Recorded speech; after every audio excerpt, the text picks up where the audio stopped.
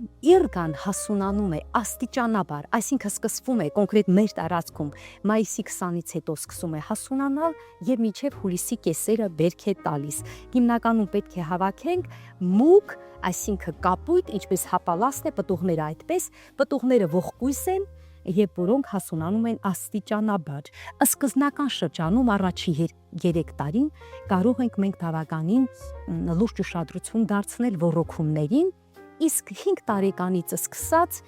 շատ քիչ կարող ենք ջրել, որովհետև արմատները նախ բավականին խորանում են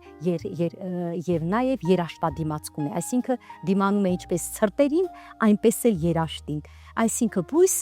որը բավականին կհեշտացնի ձեր աշխատանքը։ Հիվանդություններից կարող եմ ասել, որ հիմնականում ալրացողներն են երբեմն հանդիպում, բայց տեսեք մենք ունենք 5 տարեկան ծառեր եւ մինչեւ հիմա որևէ հիվանդություն դեռևս չեմ գրանցել։